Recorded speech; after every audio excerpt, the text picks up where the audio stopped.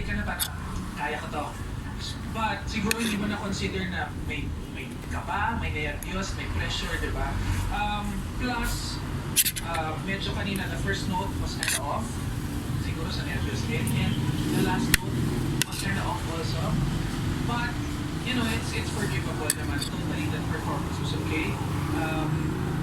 Tapos yung kanina, nung nakita ko na umakat na yung kamay ni Sir Ray, what I really like about you, hindi ka nagpa-apekto. Mas lalo kang na-challenge. Nakita ko talagang binigay mo lahat. Mas umigil. Nakita ko yung gigil. Diba? So, okay yun.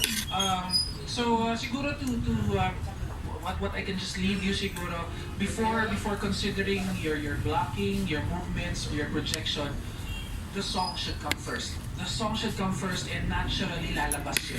So, just keep that in mind, okay? Good luck.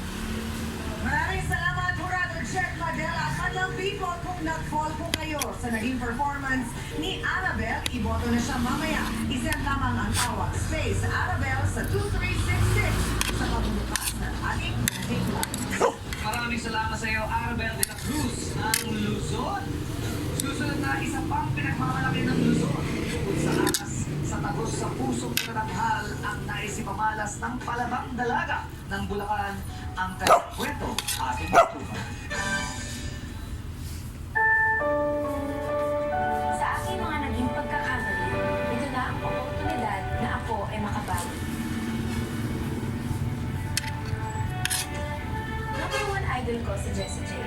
Bukod sa maganda ang boses, nadagdag pa ang mga mensahe ng mga kanta. Katulad na lang ng Nobody's Perfect na sobrang nakaka-relate ako. Noong panahon na napababa ako bilang defending champion, alam kong maraming nalungkot sa pagkatalo. Pero ang kantang ito ng idol ko ang nagpaalala sa akin na nobody's perfect and there's always